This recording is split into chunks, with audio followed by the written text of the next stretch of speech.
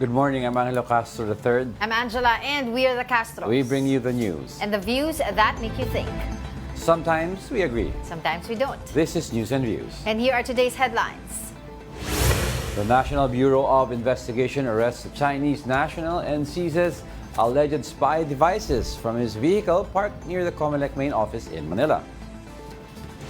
Filipino Cardinal Luis Antonio Tagle has been selected to assist in the preparations for the upcoming papal conclave. The Agriculture Department conducts a taste test amid criticisms on its 20 pesos per kilo rice. And the University of Santo Tomas nabs its first ever women's fencing championship title in the UAAP. In their sixth congregation, cardinals discussed church issues and heard global views to guide next week's conclave. Jovi Francisco has the story. During their sixth congregation, the College of Cardinals addressed issues facing the Catholic Church. They listened to several perspectives from continents and regions. The Cardinals believe this will guide their decision in next week's conclave, and that it may serve as the roadmap of the Catholic Church's direction in the coming years. At ito din advantage ngayon, malalaman ng cardinals yung situation sa buong mundo, and they will get to know each other during these days before the conclave, and they will also try to see what the church needs, what characteristics of a pope we need today. This will be the daily routine for the cardinals in the days leading to the conclave. Aside from attending masses and meetings, they will also embark on activities that will aid their selection of a new pope. 135 cardinals are eligible to vote. 2 cardinals will not make it to Rome for the conclave because of health issues. Cardinal Angelo Becciu will also not join the vote because of legal issues. The next pope will need 2/3 of all the votes to get the papacy. The Pontificio Colegio Filipino in Rome serves as the conclave preparation place for 3 cardinals from the Philippines. Cardinals Luis Antonio Tagle, Jose Advincula, and Pablo Virgilio David currently reside here. The place reminds visitors of retreat places in Tagaytay or Baguio, a quiet place perfect for reflection. There are several prayer rooms, and there's even a library. Just about sufficient for cardinals swamped with materials needed to be read and imbibed. The priests of the PCF also serve as support group of our cardinals. Kami dito, we host them dito. Dito sa PCF, sanay naman tayo kasi marami ding bishops na nag-aral noong 1970s, 1980s, 1990s dito. And then dumadalo naman sila lagi dito. So medyo may mechanism na tayo dito sa PCF to receive these guests. So ngayon, sa conclave, in a special way, of course, konting dasal pa, and then pangangailangan nila kasi biglang pupunta sa meeting sa Vatican, kung ano pang mga needs nila, then we also cater to them. Father Greg understands the excitement of Filipinos about the participation of our 3 cardinals in next week's conclave, but he believes there's only one way to support the cardinals. Naging excited tayo, baka siya manalo, baka although kung tutuusin talaga, sa dasal ng mga cardinals, they ask for the guidance of the Holy Spirit. So tayo naman, ang the best na magawa natin is makidasal. Dasal din tayo sa Holy Spirit to grant the cardinals this enlightenment. Reporting from the Vatican in Rome, Jovi Francisco, we are One News. Oh, this is one of the kumbaga update development doon sa nangyayari ngayon doon sa Italy dahil nga as we mourn the passing of Pope Francis, siya rin also yung inaabangan ng tao sino yung papalit sa kanya, which is sabi nga nila magsisimula yung conclave by May 7, and ngayon pa lang o the other day pa lang nag-uusap na yung ibang mga cardinal tungkol dun sa mga discussions about the affairs of It's also a formal discussion amongst them. Yeah. First, they will talk in pockets and meetings to discuss it. Kasi parang daw yan, nanggalabi ng sa Senado or it's very simple. And then when they have those pocket meetings from mga ibang style nila by region kunyari like yung Asia Pacific, nag-uusap-usap kung ano yung mga pangangailangan ng each region, and then they come together yung College of Cardinals, they talk. From there, papasok sila ng conclave. And with all these things in their mind, then they start praying. And then when they're praying, then they start discussing, then they write. Kaya nga sinasabi nga ni Cardinal Tagle, di ba, pag tinatanong daw siya tungkol dito sa papacy, sinasabi niya, nakalimutan ko yung Dominus est, something like that, o Dominique est or something like that. Ibig sabihin, it is the Lord. So it is the Lord who will, kumbaga, appoint kung sino yung magpapalit kay Pope Francis. by the Actually, Holy Spirit. I believe that naman kasi historically, yung mga frontrunners very rarely have made it to the papacy.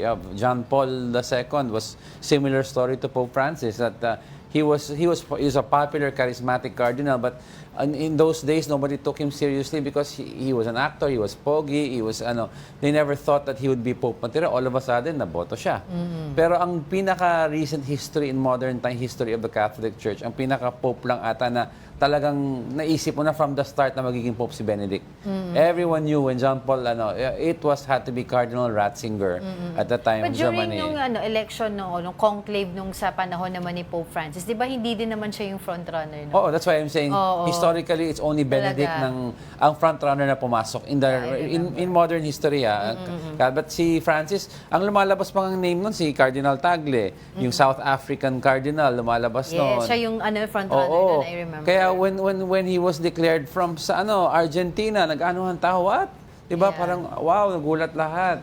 So Perfect. well, let's talk about yung kumbaga yung designation ngayon, yung gagawin na participation ni Cardinal Tagle habang wala pang namumuno, 'di ba, sa wala pang magiging Pope na kapalit ni Pope Francis. Siya ay mag-oversee ng Vatican City's administrative function during the papal vacancy, as I've said earlier. So, meron siyang karapatan na magtanong doon sa mga budget reports, economic information, and other details. Basta he's in charge of finances. Yes, tutulungan niya yung Carmelengo, which is the OIC right now, habang wala pang ang Pope. We all na know kasi itatanda. ang specialty ni Cardinal Tagle ever since was, first of all, he was appointed sa Caritas. Yeah. Diba? And sa Caritas Manila, he was the president because magaling siya in terms of financial planning. And then after Caritas, when he was removed there, he became the Red Pope ang tinatawag, the Pope of Asia. Aside from that, he was also assigned a special project sa Vatican, yung overseeing its finances. Yes, Oo. So,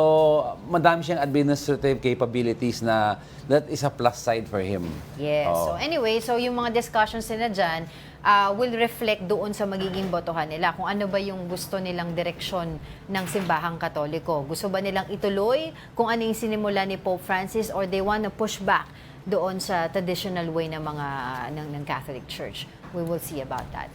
But for the meantime, in other news, Bulusan volcano erupts anew, sending ashfall across several barangays in Sorsogon.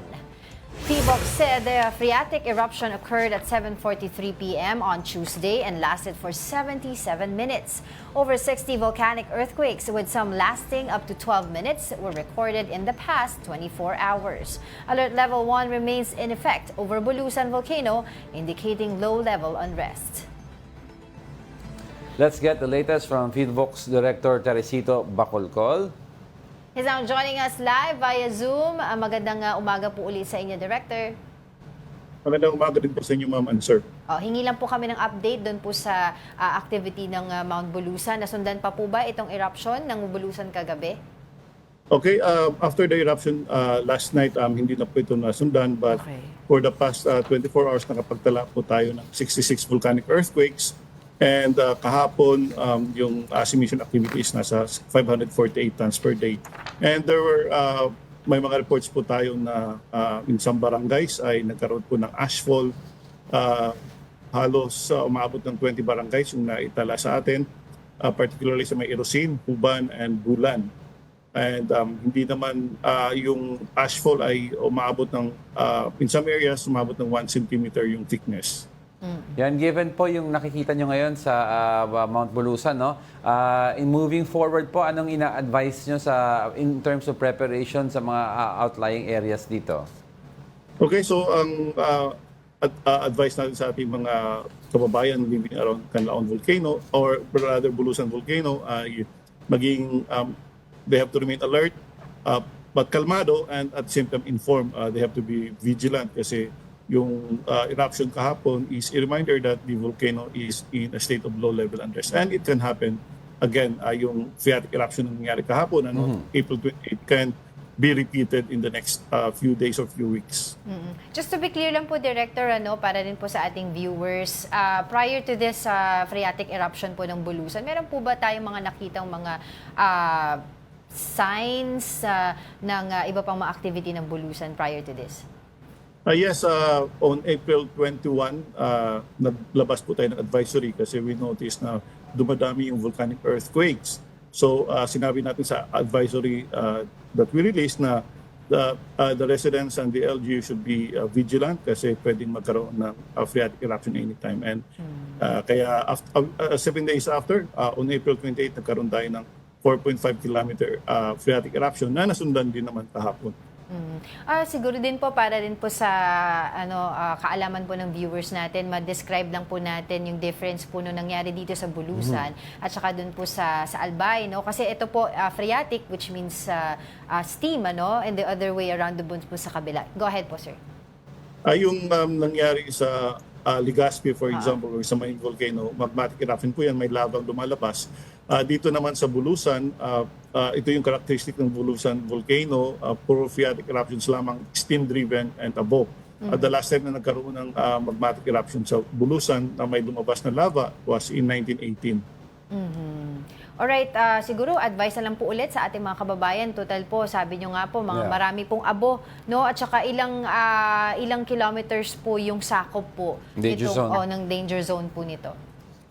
Yung PDZ natin sa Bulusan volcano would be 14 kilometers and 4 kilometers rather, and may 14 barangays tayo na nasa sakupan ng PDZ. And yung may mga, tama kayo, may mga abo, and ang advice natin sa ating mga kababayan ay magsuot po sila ng face mask kasi yung abo ay combination of small fragments of rocks, minerals, and volcanic blast. And kapag dalang hapon lang ito, pwedeng ma-irritate ng kanilang lalamunan and the respiratory tract. And especially yung may problema sa hika, for example, pwede pong mag-worsen yung sintomas kapag dalang hapon nila yung abo. So magsuot po sila ng face mask, N95 kung maaari. Alright, maraming salamat po sa inyong oras. Hingi po ulit kami ng update kapag meron pa po kayong mga nais ibalita po sa ating mga kababayan. Maraming salamat po sa inyo, Director, FIVOX Director Teresito Bacolcol. Maraming salamat din po. In other news, former presidential spokesperson Harry Roque has responded to the human trafficking charges filed against him over his alleged involvement in an illegal pogo operation in Porac, Pampanga. Roque described the charges as an unjust prosecution, pointing to the lack of evidence to support the allegations. He further claimed that the non-bailable case is being used to push for his deportation due to his connections with former President Rodrigo Duterte. Roque also mentioned that the case could expedite his asylum process in the Netherlands. Nakakalungkot nga po ngayon na dahil nga po sa politika, talagang pinilit nilang masampahan itong non-bailable na case na ito dahil nalaman nila na hindi sapat para ako'y mapadeport sa Pilipinas na aking warrant of arrest ay galing lamang sa Kongreso. No? Pero siyempre, hindi na sila magtatagumpay sa ninanais nila dahil ako'y isang asylum seeker na. At ang dahilan ko talaga kaya humihingi ako ng asylum ay dahil nga itong kasong ito ay malinaw na unjust prosecution dahil wala nga pong kaebidensya, non-bailable pa ang ginawang kaso laban sa akin. Yan si Fox Harry, after the hearing, biglang nawala yan. So people were questioning, bakit kung wala ka naman guilt, wala ka naman kaso pa naman sa korte, bakit ka biglang umalis? And nonetheless, sa backdoor ka pa umalis. Diba? Sign of guilt. Diba? They were pointing to former Senator Gringo Honasan. Diba? So, biglang nagtago, biglang nawala. Ba't nagtatago daw? Pero live na live sa mga Zoom and mga video.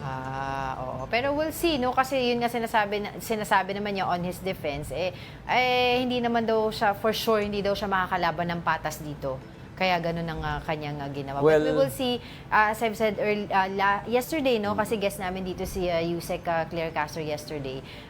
Tinatanong ko nga, paano? Ang big question dito kasi kapag nakapag-desisyon ang korte na mag-release ng, may probable cause ito, mag-release sila ng warrant of arrest, paano a-action na ng Philippine government yung arrest warrant na yun, knowing that he is in The Hague seeking for asylum. And noting that ang Pilipinas at saka Netherlands, wala namang extradition treaty. Yeah, pero Di ba parang hindi makatanggap-tanggap na sabihin niya hindi siya makakalaban ng patas si former Senator Laila de Lima was wrongfully prosecuted here in this country.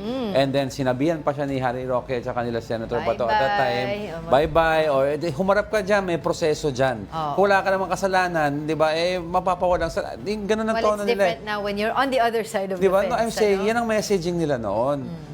But Senator Laila de Lima chose to stay. She could have left out. She had a lot of opportunities to leave. She did not. She rode it out and defended herself. And now, true enough, released and dropped of all charges. So, di ba parang at least itong example na dapat yung pinapakita ng mga lawmakers natin.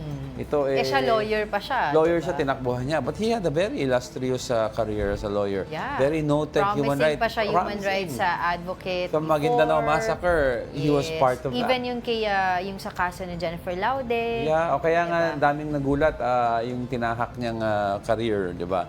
Parang why did he tarnish his good record, sabi niya nga. Ulitin ko lang sinabi ni Yusek Claire Castro yesterday, kung meron daw bring FPRRD home, dapat daw meron din bring Harry Roque home. Oh, kasamaan at kadiliman. Anyway, mahaba-habang istorya yan, pero we'll be back with more stories after the break. Keep it here on One News.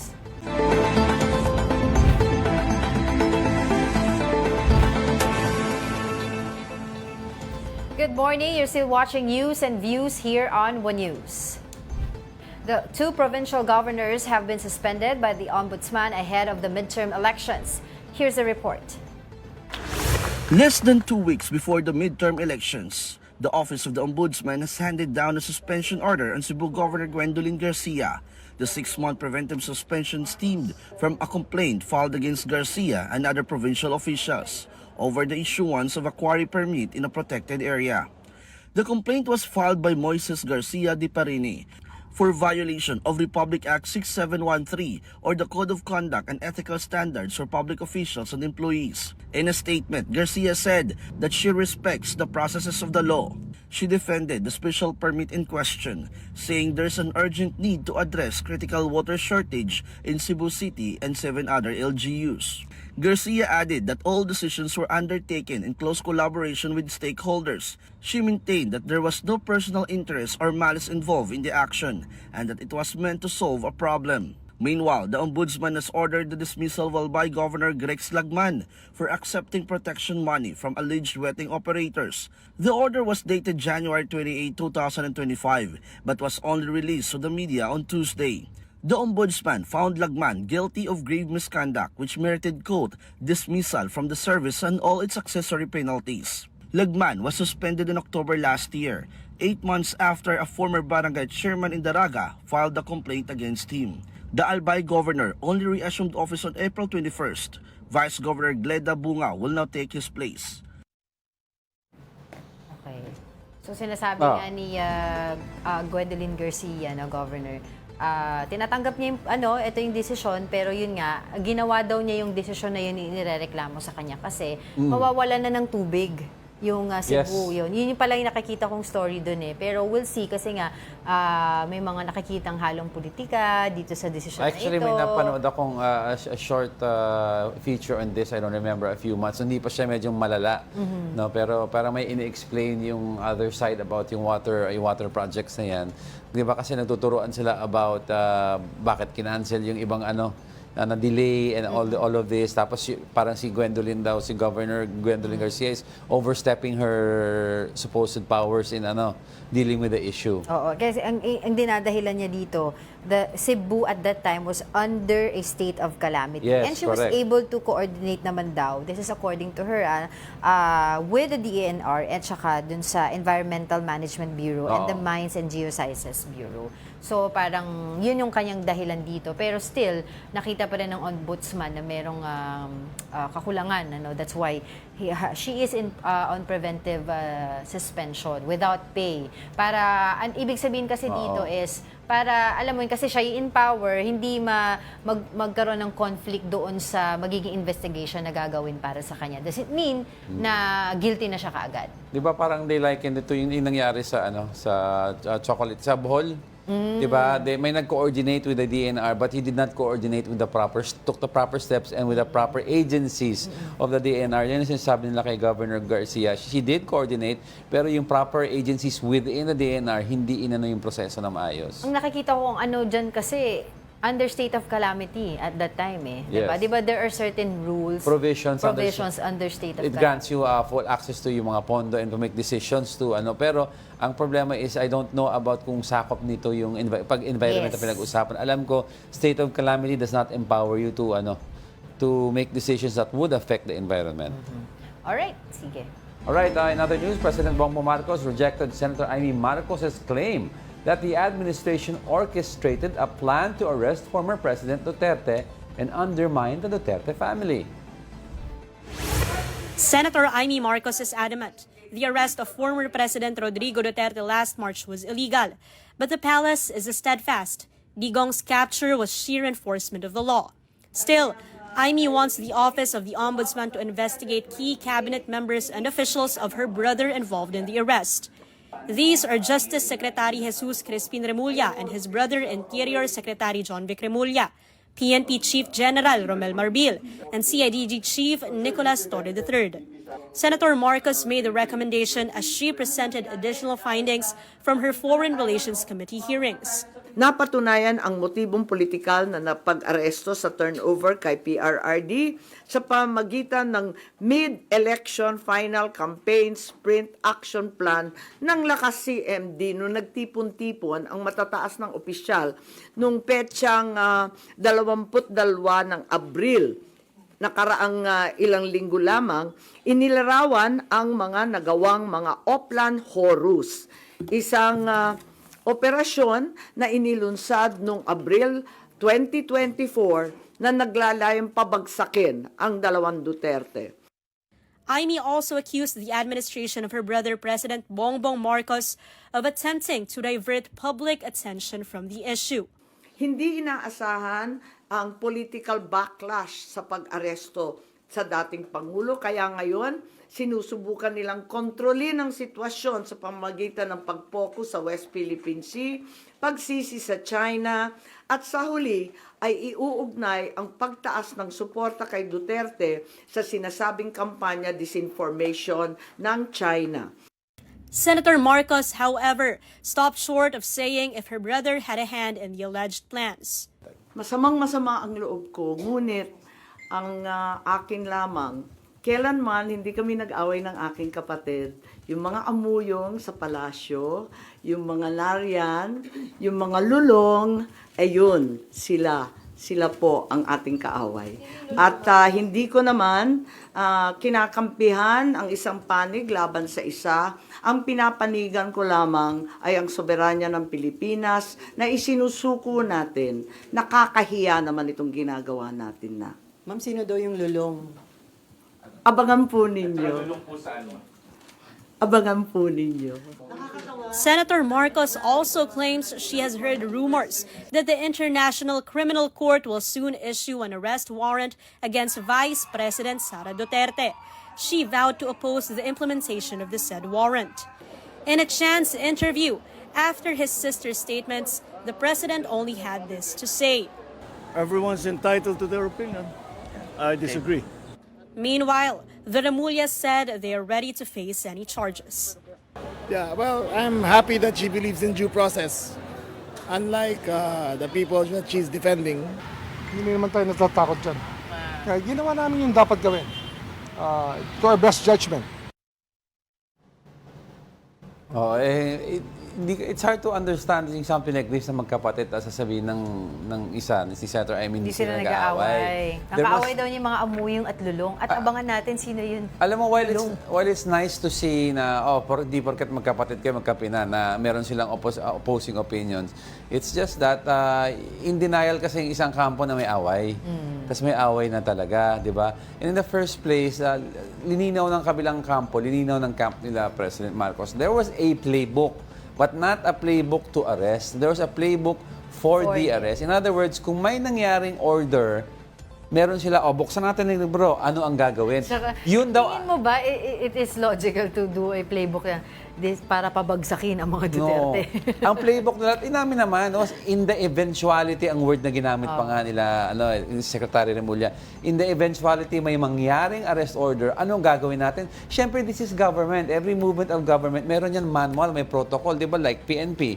May protocol at manual at playbook ang PNP, how to arrest in a bypass, how to arrest undercover, how to arrest, di ba, pag may malaking gang na kailangan. May mga playbook na yan. Hindi ibig sabihin, plinano mo na yung, pagtripan natin yung kapitbahay, doon gawa tayo ng playbook. Hindi naman ganun yun. Pero kasi ang at the end of the day, talo pa rin tayo dito Kasi sila yung nag-aaway, and yet yung mga major problems here in the country hindi talaga na-address. We are caught in between, 'di ba? These two families. Yeah, na we're caught in nag-aaway. between their fights, but people have to be held accountable for their, of course. And let's face it, 'di ba sinasabi, gumagalaw ang justice system natin ngayon. Ang problema when yung sins or supposedly yung pagkamalian ni former President Duterte happened, it happened during a time he was president. So how could you hold him accountable? Presidente ka ng Pilipinas, kakasuhan mo yung presidente ng Pilipinas sa court. Ngayon may opportunity, nag-lapse na yung iba, walang police report, no nothing. So that's why they're saying they're going to extra means to try the case in a competent court right now. Yung sa sinasabi naman yung rumors na magkakaroon ng arrest, 'di ba? Itong si Vice President Sara Duterte, Senator Bato de la Rosa and others. Actually, it's not really a rumor anymore because prior to this, we've Pinag-usapan already na yun. talked to Senator Antonio Trillanes, Tsaka Cristina Conti.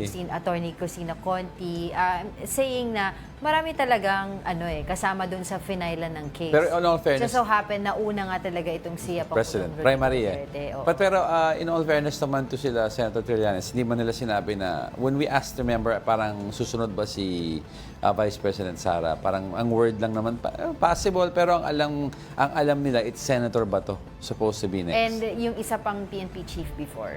Si Oscar Duterte's Albayalde ba yan? administration. Oo. Pati sabi ni Attorney Conti na they're not sure yet about VP Sara. What they're sure is yung possibly Bato may be next. Well, mahaba-habang usapin ito, because sa September pa naman, pagdating dun sa confirmation of charges ni FPRRD, that's a different issue pa rin yun. Kasi iba pa rin yun kapag naaresto si Vice President Sara Duterte or si Senator Bato de la Rosa, ibang kaso din yun. Pero ito, abangan din natin yung mangyayari dito kay FPRRD, dun Kaya sa nga, confirmation of charges. Kasi medyo tahimik ngayon di ba? Last 2 weeks ago, pinag-uusapan yung mga tungkol sa hinihinging ID ng prosecution, ng defense sa prosecution. Pero dininay yung mga ID na yun. Yes, oo. So, ayan yung mga aabangan pa natin. Meanwhile, Philippine and U.S. forces have concluded their joint drills at sea under the Balikatan exercises. Military personnel capped 6 days of multilateral maritime event in the West Philippine Sea, stretching from the waters of Zambales in the vicinity of Subic Bay to the Northern Luzon Command Joint Operational Area. Participating forces engaged in various maritime activities, including communications drills and gunnery exercise. The overall Balikatan ends on May 9. Don't go away. We're not done yet. Stay with us.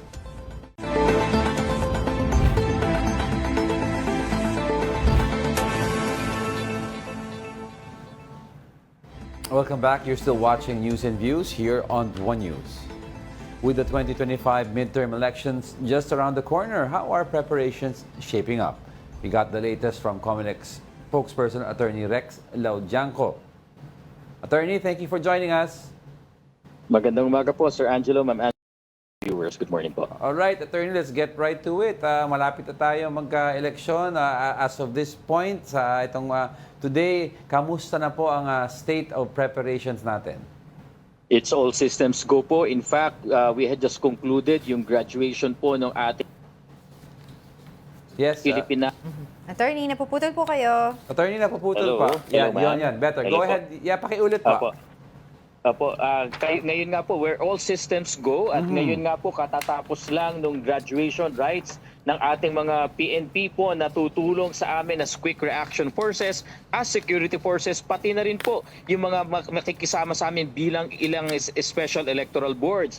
Yung atin pong mga deployment ng ACM ay fully deployed na po sa ating hubs at ina-expect po natin starting May 2 up to May 7 ay dadalhin po sila sa ating mga voting centers for the conduct of the final testing and sealing. Okay. Ang atin naman po mga balota ay tuloy-tuloy na nakararating sa ating mga city at municipal treasurers at expect nyo po ang pinakahuling de-deploy na balota May 8. Ito po ay para sa National Capital Regions. Wala po kaming nakikita na delay po. Okay. I would also like to ask po, Attorney, doon po sa update, doon po sa ating internet voting, ating mga kababayan, yung mga OFW na nagkaroon po ng issue prior to that or during the voting, the day itself? Tama po, pinaliwanag nga po namin, medyo malicious po kasi yung mga nagsisirculate na mga videos. Alam niyo po kasi talagang yung parang pinakaresibo, yung proof, yung permanent record ng inyong pagkakaboto ay sa pamamagitan po ng encrypted na mga letters at numbers na yan. Hindi po sinadya po talaga ng system na hindi nyo na makikitang muli yung binotohan nyo except dun sa kayo'y nag-final review at nag-final cast. But rest assured na yung encryption po na yan, yung tinatawag natin na JavaScript object notation na programming language po na yan, yan ang permanent record ng inyong balota. Ang nakakapagtaka lang po, meron nagsasabi, bakit nakikita ko pangalan ng kandidato na hindi ko to binoto, wala ako dito, ganyan-ganyan. Alam niyo po kung tinuloy lang nila yung pag-scroll hanggang sa dulo, parte po kasi ng encryption na nandun yung ballot style or configuration at makikita nyo po ang 66 na pangalan ng mga senador at 155 na pangalan ng ating party list candidates. Lahat po ng kandidato ay nandun sa encrypted na parte na readable ng script na yan. Pero follow-up question ko lang, Attorney, was this information po ba properly disseminated among the voters po na gagamit ng internet voting? Kasi apparently parang di naman po nila alam kasi kung alam po nila, hindi po sila magrereklamo ng ganyan.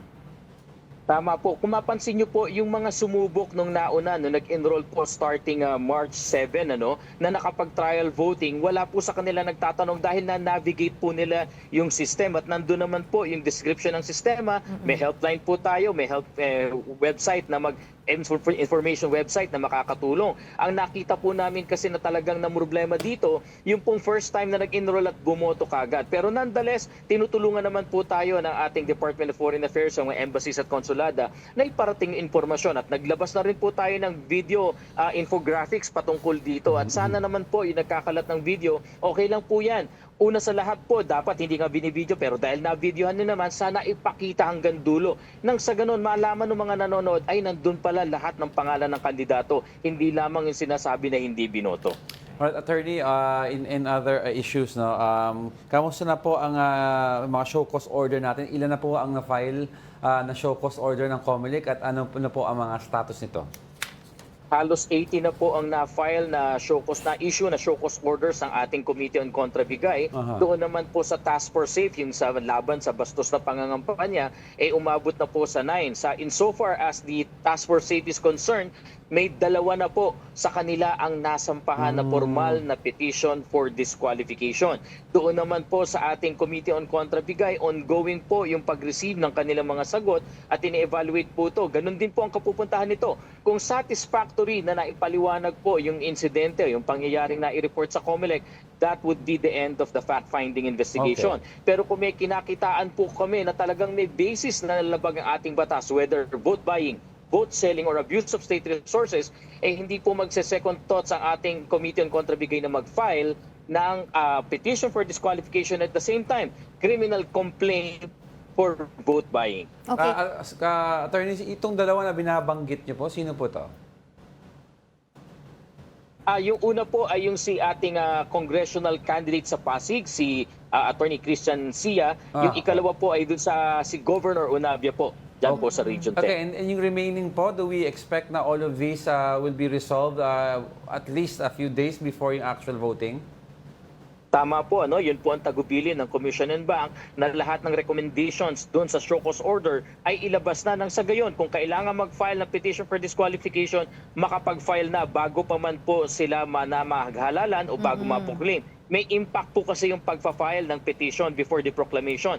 Nagkakaroon ng jurisdiction ng COMELEC, nananatili po ang power na i-resolve namin yan. And at the same time, pwedeng mag-issue po ang COMELEC ng suspension of proclamation in case yung pong na ating kandidato na pinapadisqualify yung makakuha ng pinakamaraming boto, hindi po sila mapoproclaim. Kamusta naman din po yung mga show cause order investigation doon po sa mga known personalities such as Congresswoman Camille Villar, former Manila Mayor Isko Moreno, Sam Versosa, yung kalaban niya? Nakapag-sumite naman po sila within the 3 days na deadline po nung sa pag-file ng kanilang answer. Hinihintay na lang din po namin ang evaluation at recommendation ng task force po, pati na rin ng Committee on Contrabigay. Okay. Pagdating po sa seguridad ng mga polling precincts po natin sa darating na election, ano pong preparation ang ginagawa po ng COMELEC?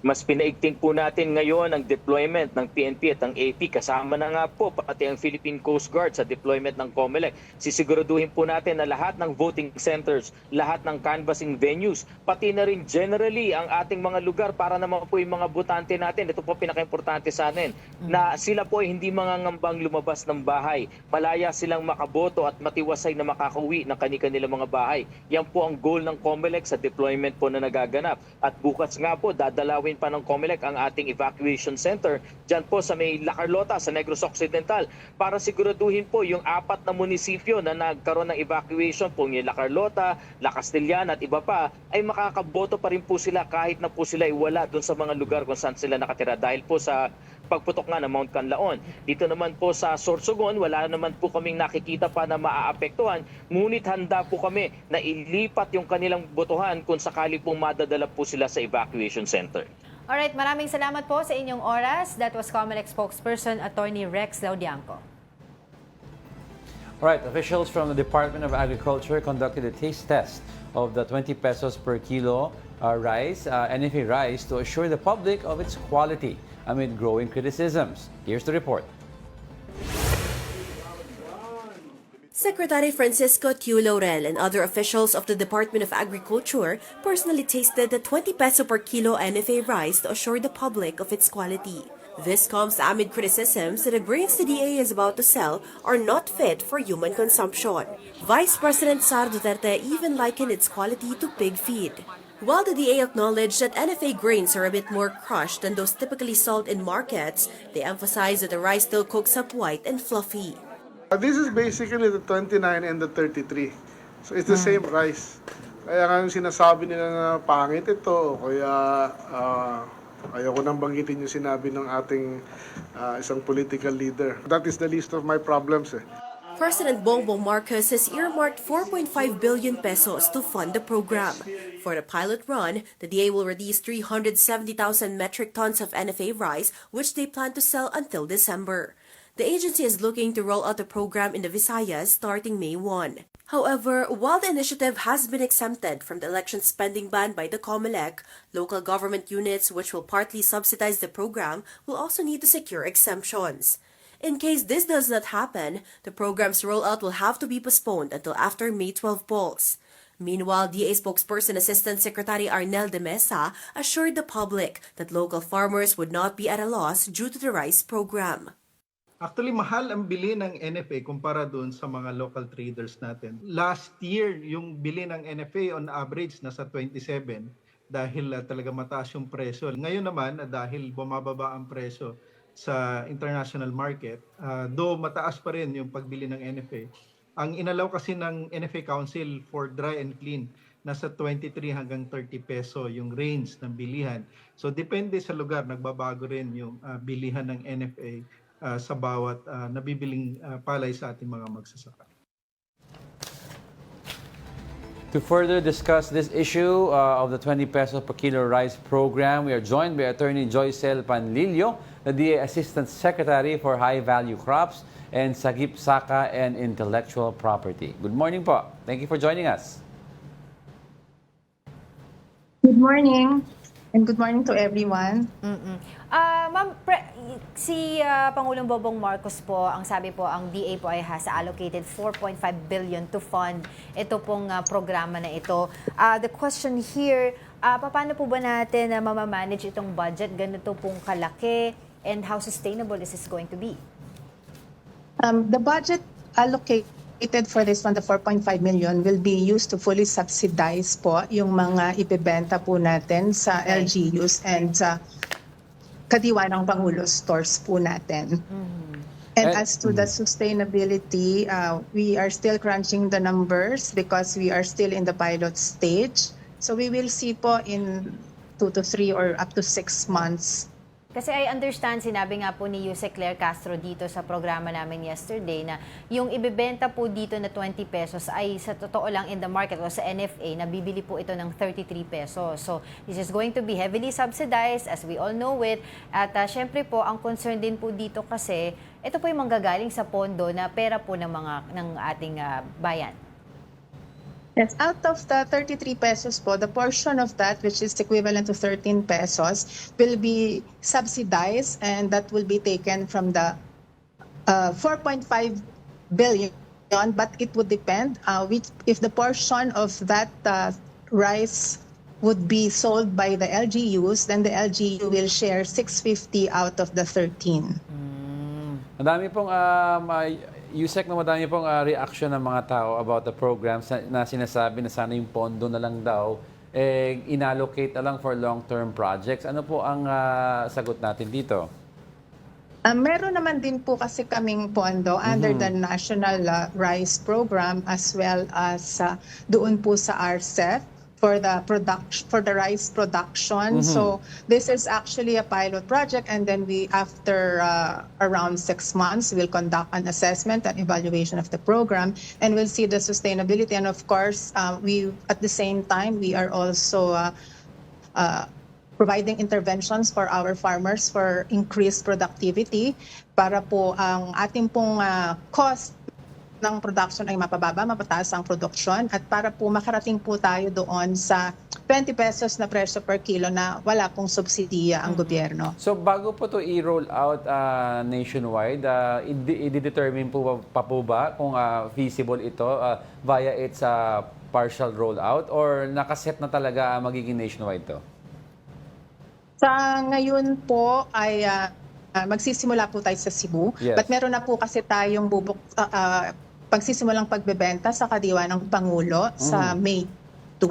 Okay. And in our next few weeks po kasi, yung mga ibang areas po sa bansa, including po areas in Mindanao and the Visayas, would also sell, lalo na po yung nag-join po doon sa food security emergency. At saka sa mga iba pa pong lugar po na meron po tayong Kadiwa centers.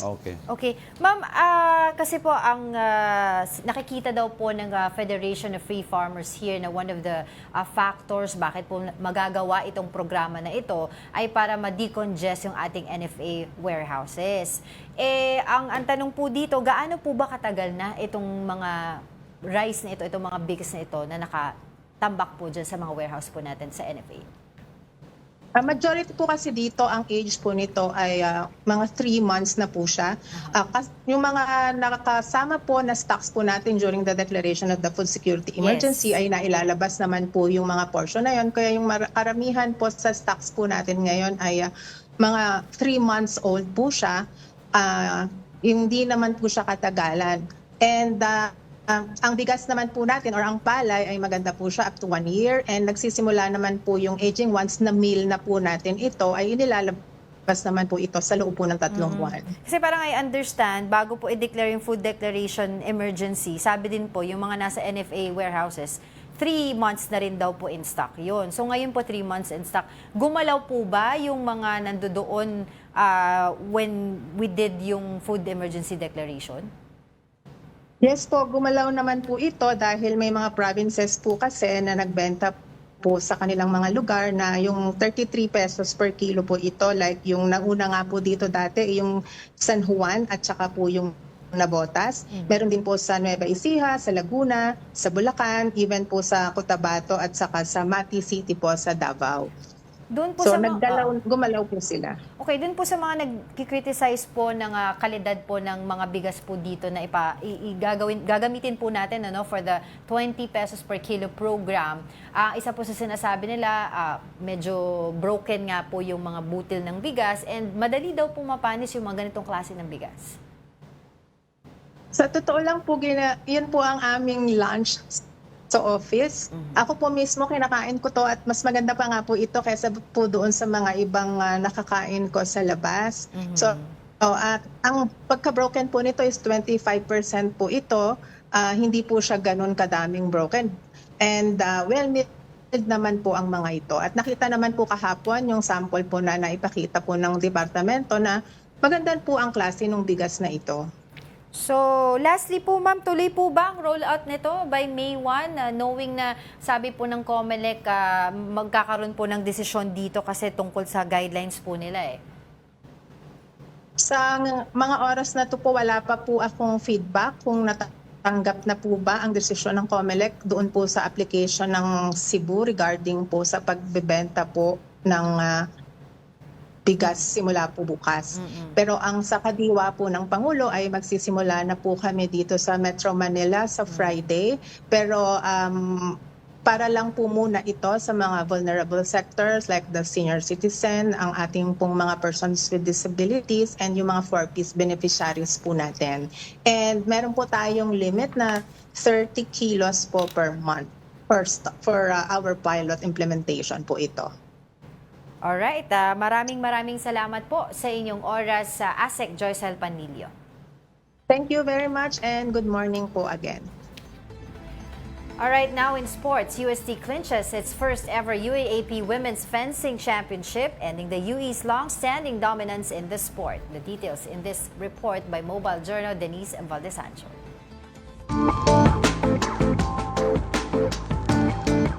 It may have taken them 28 years to finally reclaim the UAAP crown, but the taste of victory is sweeter than ever. The UST Lady Fencers rewrote history by breaking UE's bid for their 4th title at the conclusion of UAAP Season 87 just this Friday at the Rizal Memorial Coliseum, Manila.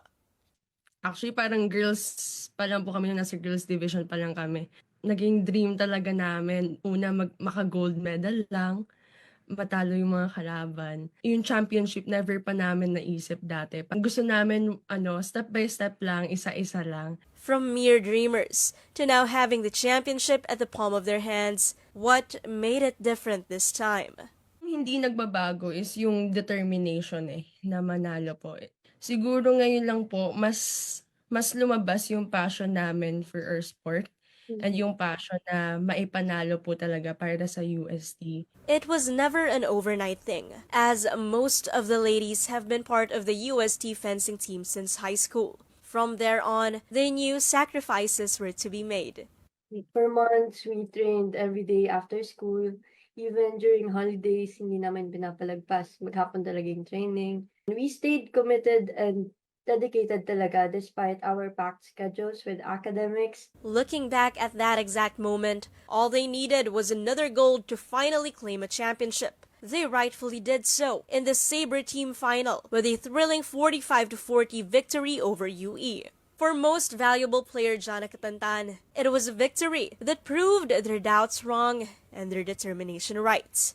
Parang in terms of skills nga po, nandun na po kami. Parang madalas lang po talaga na feel namin na parang inferior kami. The fighting spirit is there. Kasi po, kaya po talaga namin honestly.